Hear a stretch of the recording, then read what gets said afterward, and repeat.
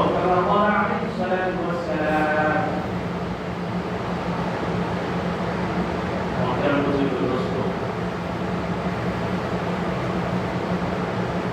لا الہ الا اللہ کے مدوالوں، محمد رسول اللہ صلی اللہ علیہ وسلم کی دیوان، جمع رسالت کے مدوالوں،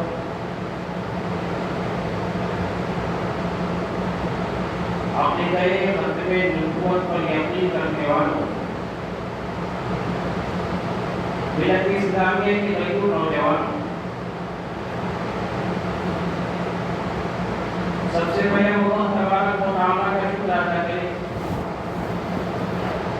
کہ اللہ تبارک و تعالیٰ نے پوری دنیا میں 8 کروڑ انسانوں میں سے صرف 2 کروڑ یا 2.5 کروڑ لوگوں کو ایک نعمت، ایک دولت عطا کی ہے، وہ ایمان کی دولت. ایمان کی دولت، وہی ایمان جس کو بنانے کے لیے صحابہ نے محنت کی، وہی ایمان جس کو بچانے کے لیے صحابہ نے محنت کی، اور صحابہ نے محنتیں بھی ایسی کی کہ بے سر و سامانی کے زمانے میں وقت آیا بچے یتیم ہوئے، وقت آیا بیوی بیوہ ہوئی، وقت آیا تو وطن چھوڑا. کی دنیا تک کے صحابہ نے پوری امت کو یہ درس دیا کہ ایمان چھوڑنے کی چیز نہیں ہے.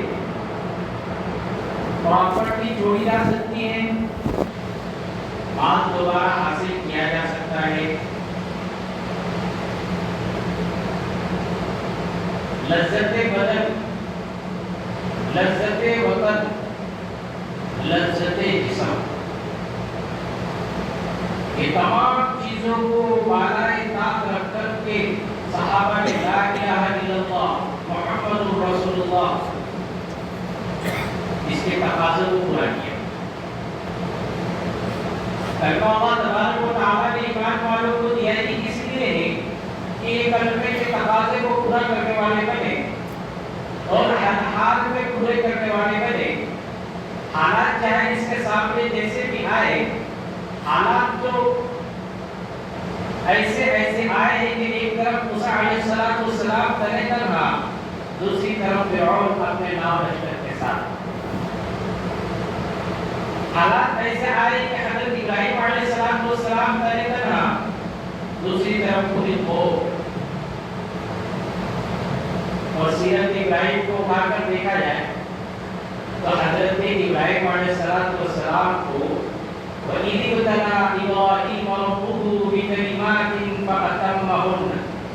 یاد کرو اس وقت کو جب اللہ تبارک و تعالیٰ نے حضرت ابراہیم علیہ السلام کو آزمایا، حضرت ابراہیم علیہ السلام کا امتحان لیا، حضرت ابراہیم علیہ السلام کا ایگزام لیا، حضرت ابراہیم علیہ السلام کی پریکشا لی.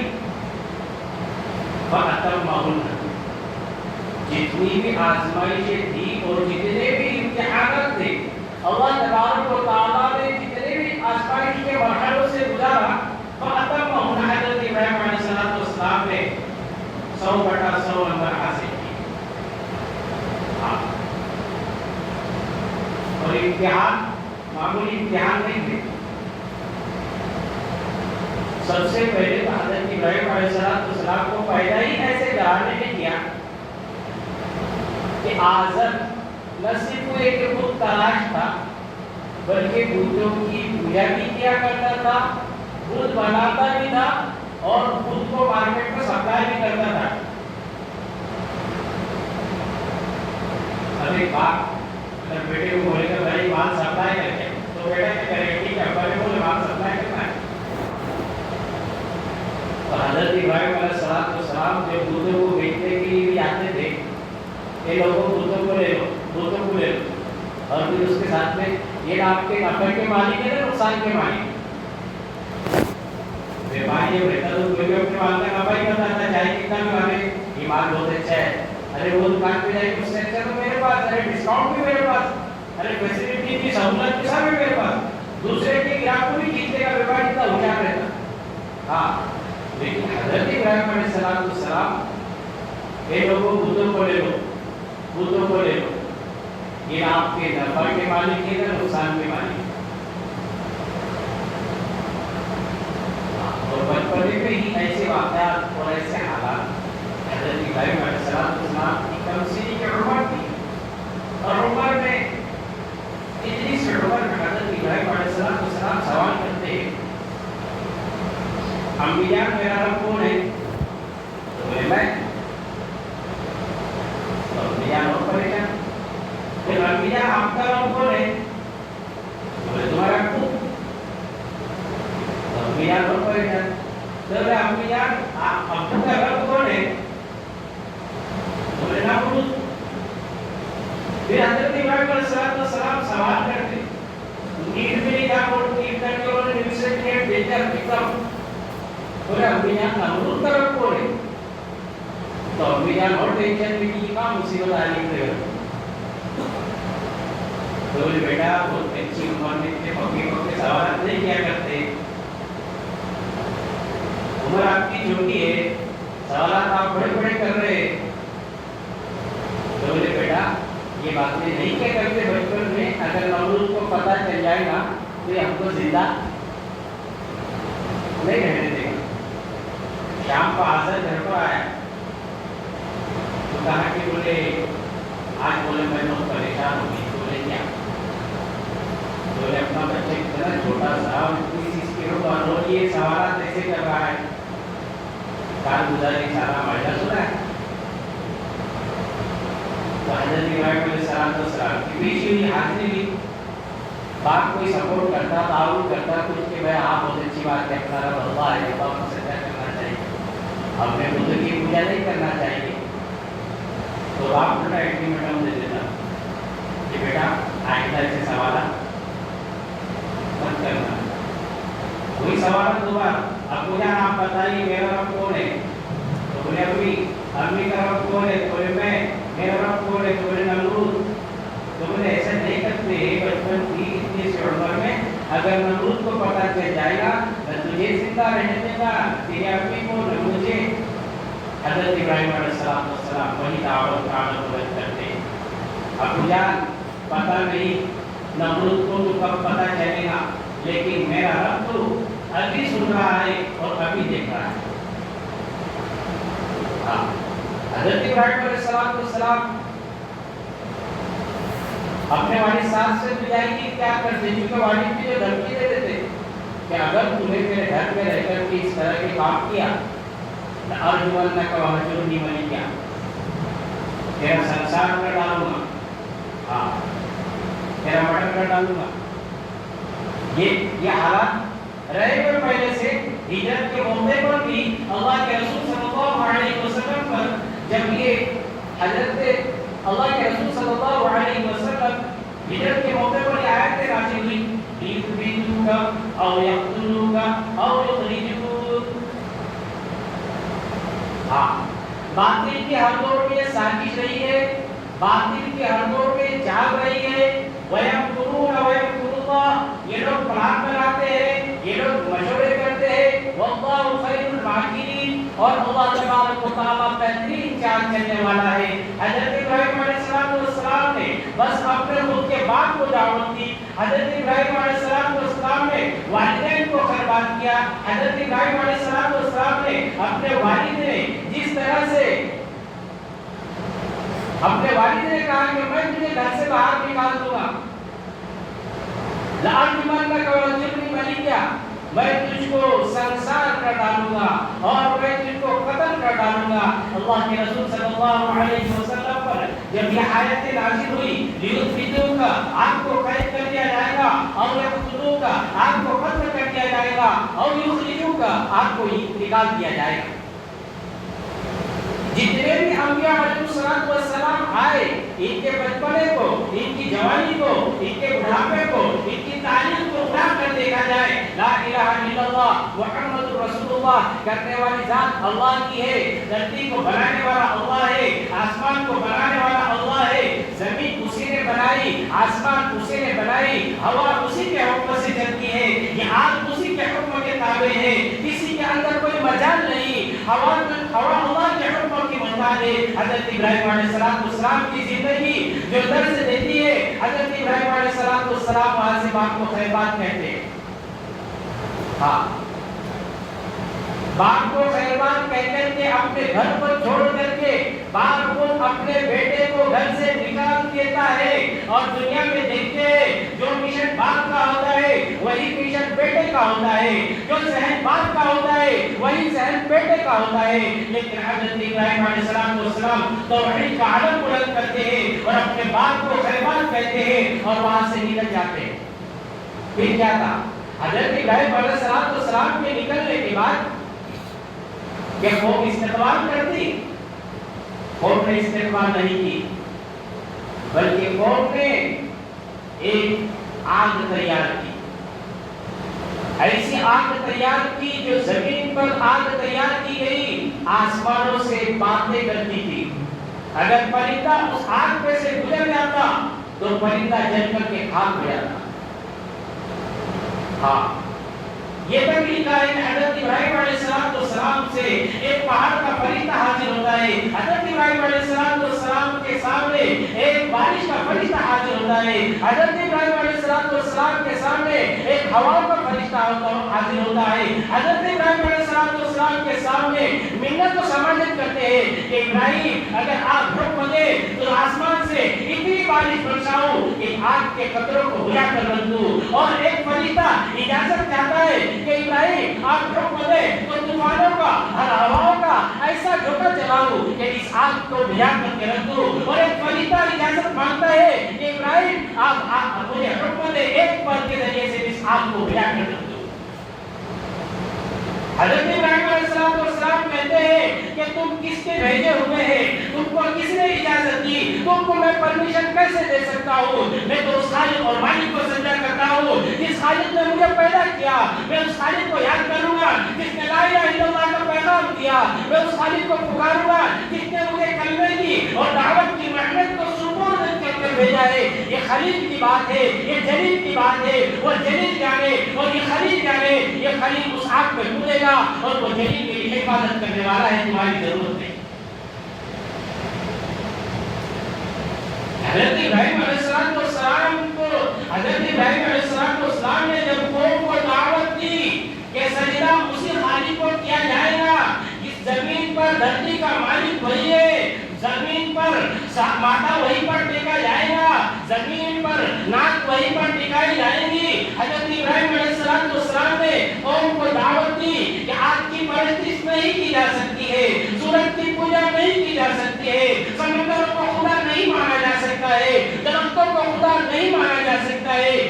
حضرت انسان کی صفت کی ہے، جس چیز سے اس نے نفع کو دے گا، جس چیز سے اس نے فائدہ کو دے گا، اس کو اپنا معبود بنا لیا، اس کو اپنا خدا بنا لیا، جس چیز سے اس کی زندگی میں فائدہ پہنچا اللہ تبارک و تعالیٰ نے اسی لیے اپنے دربار میں حاضر کیا، اسی لیے اپنے دربار میں حاضر کرنے کے بعد ادب سے کھڑا کیا، اور ادب سے کھڑا کرنے کے بعد یہ ماٹی کا پتلا، یہ پانچ فٹ کا پتلا، یہ اپنی زبان، یہ اپنی جو ہے اپنی پیشانی کو ٹیکنے کے لیے اس خالق کائنات کے سامنے آ رہا ہے۔ یہ باہر جائے گا، فوراً نکلنے کے بعد میں سلسلے کی تعریف کرے گا۔ کیا کرے گا؟ ہاں تھوڑا آدمی مال کماتا ہے نا، تو مال کا نشہ بھی آتا ہے۔ اللہ والوں نے مال کمایا اور ان کی جو ہے طمع نہیں تھی، اور ہمارا حال کیا، ہم کیا انسانیت پہ بات کریں گے، ہم کیا شیطان کی اور کیا نفس پرستی کی اور کیسی باتیں کیا کریں گے میرے بھائیوں۔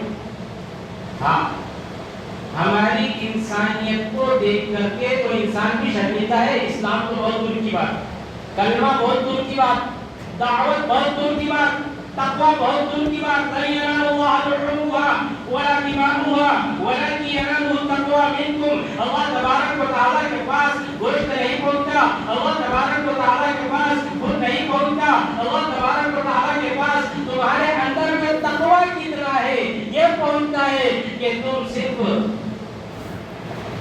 کھانے کے لیے قربانی کر رہے ہیں یا کسی چیز کو قربان کر رہے ہیں، نفرتوں کو ذبح کر رہے ہیں یا نہیں کر رہے، محبتوں کا پیغام دے رہے ہیں یا نہیں دے رہے، کیا کر رہے ہیں، یہ چیزیں دیکھنے کے لیے اللہ تبارک و تعالیٰ نے ان چیزوں کی آزمائش کے لیے وَإِذِ ابْتَلَىٰ إِبْرَاهِيمَ رَبُّهُ بِكَلِمَاتٍ فَأَتَمَّهُنَّ، چند کلمات کے ذریعے، چند چیزوں کے ذریعے اللہ تبارک و تعالیٰ نے حضرت ابراہیم علیہ السلام کو آزمایا۔ آزمائش میں معمولی نہیں تھی، پہلے تراش کے گھر میں پیدا کیا، اس تراش کے گھر میں پیدا کرنے کے بعد باپ گھر سے باہر نکال دیتا ہے، باپ گھر سے باہر نکالتا ہے، قوم آگ میں ڈال دیتی ہے، قوم آگ میں ڈال دیتی ہے۔